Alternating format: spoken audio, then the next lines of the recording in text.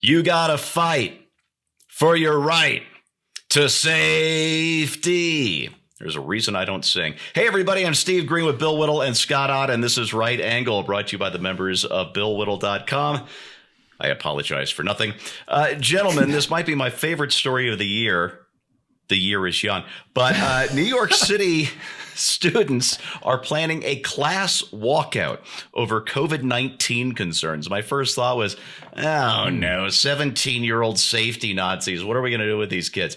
New York Post says that a flyer circulating on social media calls for students to ditch their classes around noon Wednesday. That's going to be the 12th of January here, to amplify a series of COVID-19 safety demands. It says, join your fellow students in a walkout to urge New York City to offer the necessary remote learning options and safety precautions as COVID cases rise. Not a Clash song. Organizers are lobbying for teachers to provide all the curricular materials online to allow for remote learning, yada, yada, yada. If we're unable to get schools to shut down, the walkout will give students a platform to discuss alternative goals. Scott, do you think this is just the most clever, almost insidious excuse to play hooky ever? Yes, I do. And a couple of other things strike me about this, and maybe it's just because I'm so out of tune with social media, but the idea of somebody distributing a flyer on social media makes me think that there are old people behind this. I don't know why you would have to distribute a flyer. Like, can you use Facebook to also distribute the staples so that you can put it on the telephone pole? Or the thumbtacks for the bulletin board? How is this happening? The other thing is the language of it that you just read also reads like it was written down at the Union Hall or something, like it was not an original composition from, the assistant editor of the student newspaper. And I only say that because I was the editor of the student newspaper and raised some rabble myself, or roused. I'm a rabble rouser. So I roused some rabble in my day. And we actually got like more than 600 people to show up at a school board meeting when a group of insurgent school board members was going to eliminate a lot of high school sports. If I had to do over again, I actually would vote with them. But in any case, at that time, we managed to pack the auditorium. But I bet if you found my editorial that I wrote in the special mimeographed extra that we published of the student newspaper that we made sure got distributed and taken home with every student, I bet that it wouldn't be as eloquent and as sort of bureaucratese as what you just read to us. It is a little suspect, isn't it?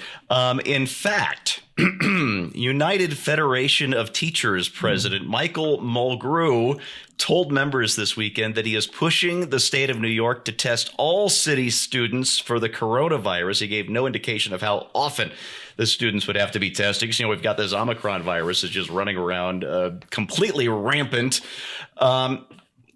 Bill, aren't the teachers supposed to be better than this? Yeah, that was my first thought, too. Hey, could you read that opening sentence again? The one about a flyer circulating, that yeah, one? just the first sentence. A flyer circulating on social media calls for students to ditch their classes around noon Wednesday to amplify a series of COVID-19 safety concerns. No, just read could you just read the release? Join your fellow students. Fellow? Are they assuming gender? No, I'm not going there. I'm offended. Okay. We don't go there. In a walkout to urge New York. So you had me at walkout. Yeah. I completely agree with Scott on this. And as a guy who's used every excuse known to man to not go to school that particular day, I can see a very, very deep mine of excellence in this whole pandemic. Maybe we shouldn't risk it. Maybe we should just stay home and kind of, do this whole thing remotely with, right. The camera here and then Call of Duty in the background. I was looking for any excuse. Matter of fact, when I grew up in Bermuda, there was a strange plant that had this weird milky sap to it. It is a strange plant. And we actually got some on my hand. I realized it made like a little red spot. So Next morning, my brother and I went out and got one of these things and just started dapping them all over our face. 10 minutes later, we got these red spots on there, and I'm thinking, Score. and unfortunately, that didn't result in us staying home and having a good time. It resulted in us going to the doctor and getting shots and all the rest of this stuff. And I realized it wasn't the best idea I ever had. But that's exactly what it is, Steve. It's just an excuse to walk out. But your question is the real salient point here. Kids have been trying to get out of going to school since there have been kids in school. It's usually the teacher's job to make sure that they do go to school.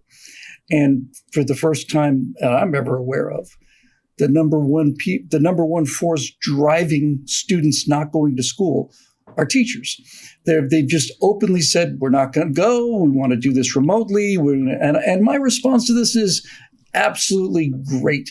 I'm with you 100%, teachers unions. You need to go the same way of the dinosaurs as the dinosaurs went the way of the dinosaurs. You are not in the education business, and you haven't been for 2 generations. Nothing make me happier than having all of these student teachers, union teachers, walk out the door, and then we get real teachers and we get real schools. So as far as the students are concerned, to me, this is just hey man, let's ditch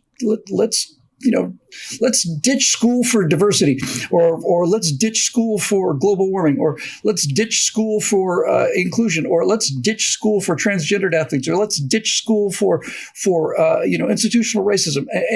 Just, you had me at ditch school. Is that even an expression anymore, Steve? Do people say ditch school? That sounds like Richie Cunningham saying that. I realize at the age of 52, I'm the young hipster on this particular panel, but I have no idea. I'm ditching school, man. I have no idea. Let me tell you a true story. I went to Missouri Military Academy because I've been a very naughty student at the previous high school that had advised that I leave before the next semester began. Otherwise, they were going to kick me out. And so I went there for 3 years of high school, and the night before I went back to my senior year, and you can probably imagine how strict a military boarding school is. The night before I went back for my senior year, I went to see a brand new movie on the big screen called Ferris Bueller's Day Off. And you had better believe that movie filled my head with all sorts of wonderful, awful ideas on how to get away with stuff in military school. But in the beginning of the movie, Ferris actually made me really mad because he breaks the fourth wall and he's talking about how to pretend to be sick without pretending to be so sick that you end up going to the doctor's office. That's like Bill was just saying. So, you lick your palms to get the clammy hands, your stomach hurts, non-specific symptoms that don't involve a trip to the doctor's office. And insist that you really, really want to go to school more than anything. Absolutely. But I have a test today, Mom.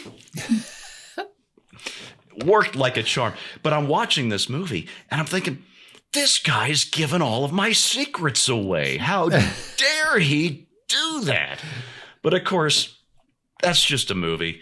Parents, teachers, they already knew all of our excuses. And as a dad myself, I can tell you the most important judgment call you make when you know this thing is happening is, has my kid been good enough that I'm going to let him get away with it this time? Or do I drag him out of bed and send him off to school because he hasn't been good enough to get along with it this time?